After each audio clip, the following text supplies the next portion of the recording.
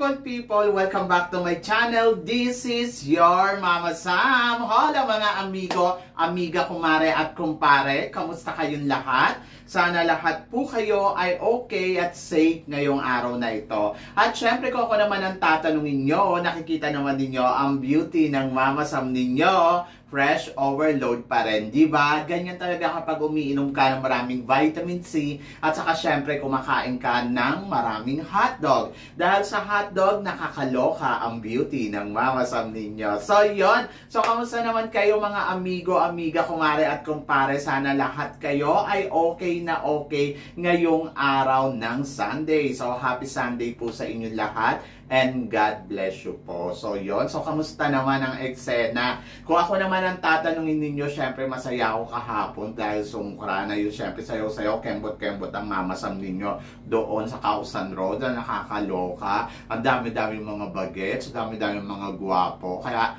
yung mata ko busog na busog, charot. So, yan. Anyway, basta enjoy lang. Ito yung second day ng sungkran. So, rarampa naman kami sa areang Silom, kung saan naman ang mga kabaklaan naman ang pupuntahan namin kasi marami yung bakla doon, charot. At syempre, ikot din kami sa Central World ni Nu. So, punta kami ng Central World, tapos sa yung Paragon. So, punta-punta kami dyan, tignan namin kung anong ganap. Diba? And then, bukas ang last day ng sungkran. Pero parang feeling ko ayoko na. Ayoko nang magsungkran. Charot. Doon sa Keha naman ako, doon sa tapat ng ng school ko dati. Kasi every year talaga napupunta ako doon. So parang meet together na namin yun ng mga co-teacher ko doon. Anyway, so ito na. Syempre, una sa lahat, gusto ko rin muna magpasalamat sa lahat ng tumututok dito araw-araw, lagi-lagi. Maraming salamat. And then ito na, marami tayong chika ngayon na talaga naman, oh my gosh, magtataas ang kilay ninyo ng bonggang-bongga sa pag-uusapan natin ngayon. Kaya guys, huwag na natin patagalin ang ating mga chika.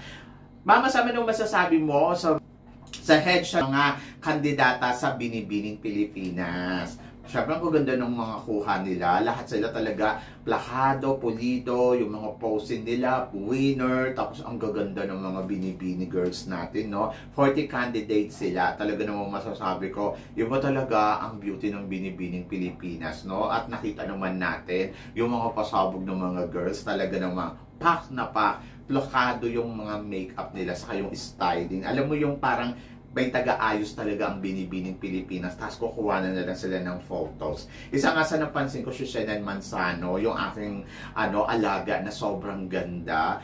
Grabe ko, hala, si Shenan, dalagang-dalaga na. Dati, ni-interview ko lang to, may pagkanenek pa. Ngayon, ayan na siya. Talagang, oh my gosh, lumabas na ang pagka-Binibining Pilipinas niya. Sobrang ang ganda niya dito. And then, meron din akong kandidata na talaga namang masasabi ko, yung ganda din ng kuha. Si Corinne San Pedro, yung beauty niya, talaga namang, alam mo yung bet na bet ko, para siyang para siyang mag-a-apply ng Pinoy Big Brother. So yon. And then gusto ko din si Crystal De La Cruz. In fairness, parang commercial model yung nakuha nila, yung ganon. So yon. So basta laban yung mga Binibini girls. Sabi nga ganon, once you are Binibini, you're always a Binibini. Basta Diyosahan lang talaga yung ibang kandidata. Parang feeling ko sa dalawang corona, may 6 na nag-aagawan para sa corona. O, di ba? Ang dami-dami nila. Pero yung ibang kandidata kasi, talaga, palaban. Saka, in fairness, ang kanilang com skills sa interview. Winner. So, yon. Kaya si Christine Ann Perez talaga, sobrang tuwan-tuwa siya sa mga Binibini girls natin ngayon. Sabi ng ganon, once you're Binibini, you're always a Binibini. So, yon. So, exciting naman to. So, abangan natin ang kanilang coronation night at yung mga pa-eksena ng Binibining Pilipinas. And then, para sa sumunod na chika, Mama Sam, ano naman masasabi mo sa pa-Black Beauty ng Colombia? Yung dalawang kandidata nila na very strong yung beauty. Ay nako, yung isa powerful yung beauty, yung isa naman ay ang ganda, ang charming. Gusto ko yung naka-pink. Parang mas talagang panalo yung peg niya. Pang Miss Universe. Ang ganda-ganda. So, sabi ko nga yung mga Black Beauty ng taga-ibang bansa, mga din talaga, palaban o, diba? So, tingnan natin kung isa sa kanila ay aabot sa dulo ng competition. No? So, sino kaya yan? No? Diba? Talagang alam naman natin ang Miss Colombia, hindi yan basta-basta. Pero sabi ko nga, yun nakaping bet ko, masyadong ano siya, yung charming yung beauty niya. Anyway, so abangan natin. And then, Mama Sam, anong masasabi mo kay Cyril Payumo? Tingin mo, possible kaya siya El Tocuyo dito sa competition ng Miss Universe Philippines? To be honest, hindi ko nakikitang may El Tocuyo si Cyril Payumo. Siguro yung baka hindi makarating ng top 5, pwede yon, yung mga ganon. Pero yung sasabihin mo may El Tocuyo siya, yung talagang thank you girl talaga, yung wala talaga sa semifinals, ay nako, imposible. Hindi ko nakikita na ganon ang mangyayari kay Cyril Payumo. Kasi isa si Cyril Payumo, sa nakikita ko din na pwede din sumungkit ng corona. But dapat consistent lang talaga siya. Kasi minsan parang bigla siyang nawawala tapos bigla na naman siya babalik. So tignan natin sa 20 kung ano ang eksena ni Cyril Payumo. Pero kung ako ang tatanungin mo, El Tocuyo, malabo kay Cyril Payumo. Pero yung sa top 5 ay yung talaga medyo doon pa mag-aalinlangan pa ako na makatungtong siya sa top 5 o hindi. So abangan natin yan. Pero yung sasabihin mo El Tocuyo, malabo sa ano yan, sa El Tocuyo. Pero yung sa top 5 doon, pwedeng makalusot at pwede din namang wala talaga. Diba? So yun, so abangan natin. Good luck kay Cyril. Sana talaga makonsistent niya talaga yung eksena niya hanggang sa dulo ng competition na to.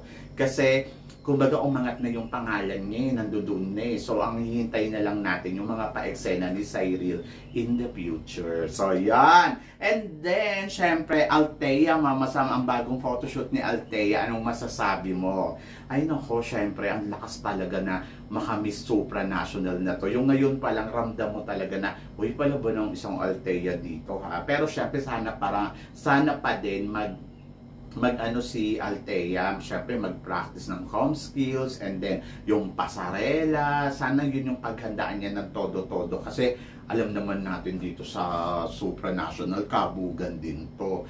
Pero yung beauty niya, ang lakas makamutsyada, no? Yung gusto ko yung beauty ni Althea kasi siya sa Pilipina beauty talaga. Yung ino-offer niya talaga yung ganda ng Pilipinas. So yun, pag nakita mo siya, parang masasabi mo, ay ganito pala kaganda talaga ang mga taga-Philippines. Diba? So yun, ganun yung ino-offer ni Althea sa competition ng Supranational.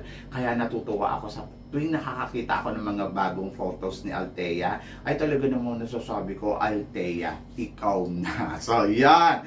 And then, tingnan natin kung ano yung ipapasabog ni Althea. Mama Sam, para sa sumunod natin, chika.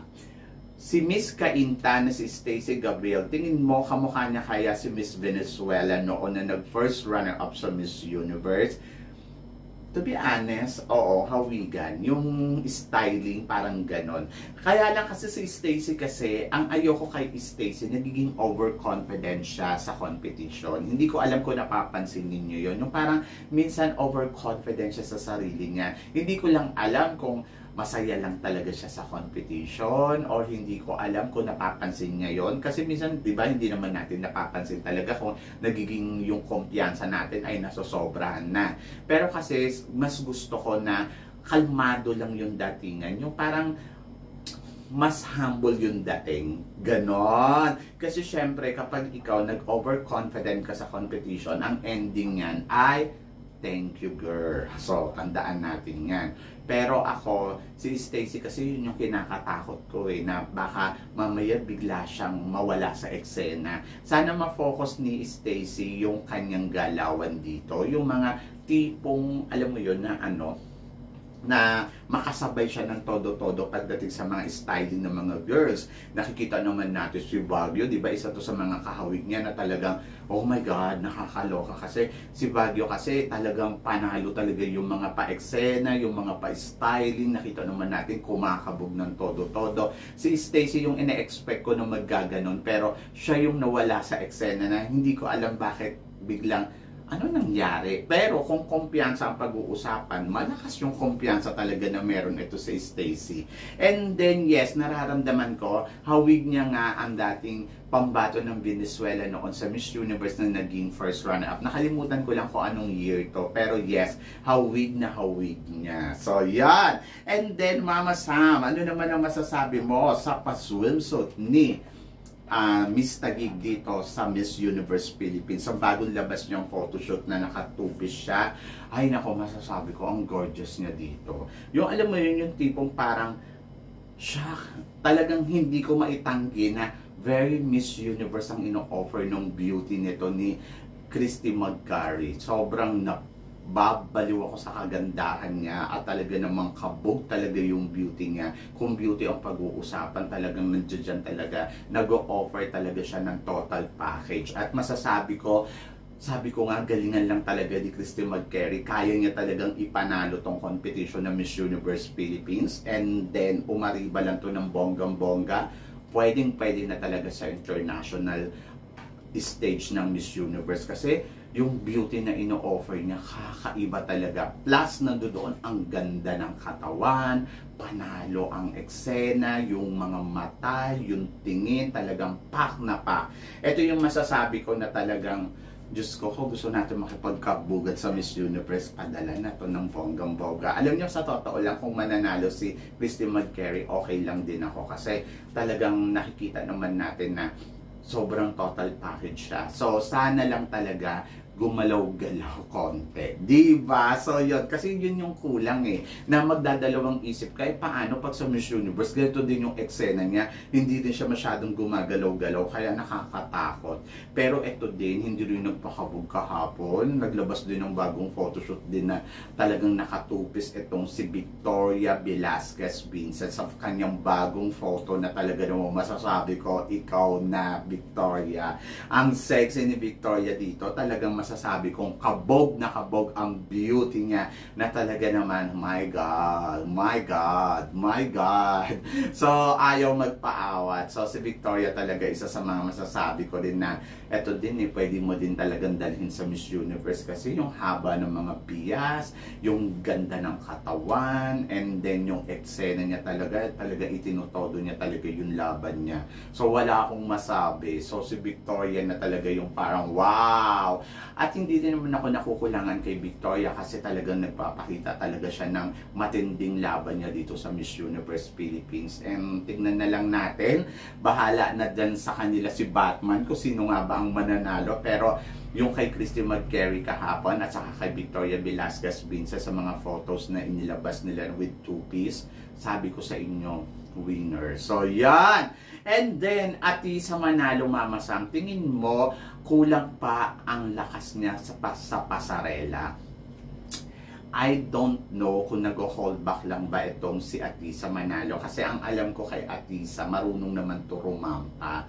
Nakita naman natin to nung 2018, di ba? So, talagang bigay na bigay talaga yung eksena niya. So, sa ngayon, kung ako yung tatanungin mo, yes, nakukulangan ako sa tapang, nakukulangan ako sa angas ng pasarela ni Atisa Manalo. Pero hindi ko alam kung nag-hold siya para sa mga susunod niyang eksena pagdating sa Miss Universe competition talaga yung ayon. Kasi syempre kailangan niya talagang magpasabog doon ng bonggang-bongga. So yun yung mga inaabangan natin. Pero matetest natin ang isang Atisa Manalo sa darating na swimsuit challenge nila sa Boracay kasi syempre rampa sila dyan, di ba? So doon magkakaalaman kung sino nga ba talaga ang best pasarela. For now, sa akin si Atisa Manalo, syempre I'm so excited sa mga bawat inilalabas niya. Wala naman akong ine-expect sa kanya masyado kasi naibibigay naman niya yung expectation ko talaga na ito yung gusto kong makita. Maliban lang talaga sa pasarela. Yung pasarela na nakita ko dito, parang nakukulangan ako. So, parang kulang pa talaga sa palo. Pero, tignan natin sa 20, kung talagang si Atisa Manalo ba ay nag-hold back or hindi. So, yan ang abangan natin. But tignan natin guys, kasi syempre maraming kandidata talaga na palaban sa competition ng Miss Universe Philippines. To be honest ha, hindi lang naman to si Atisa, si Baguio, si Taguig, si Pampanga, at saka si tawag dito, si Bacoor. Marami pang kandidata talaga na sobrang ang gagaling din, sobrang ang lalakas din, sobrang panalo din ang eksena. Kaya medyo mahirap talaga ang competition na to. But tignan natin guys kung sino nga ba ang matitira sa dulo ng laban nila sa competition ng Miss Universe Philippines ngayong taon na to.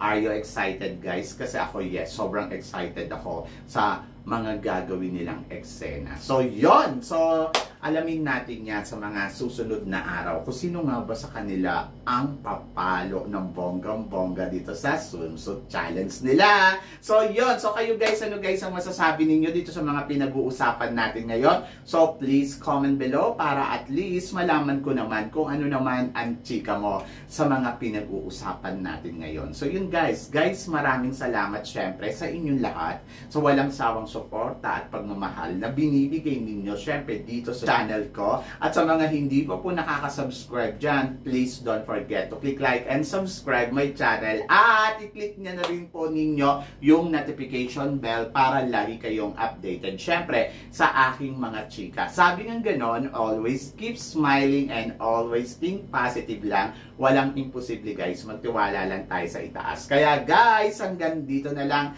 hanggang sa muli nating chikahan. See you tomorrow. Thank you guys.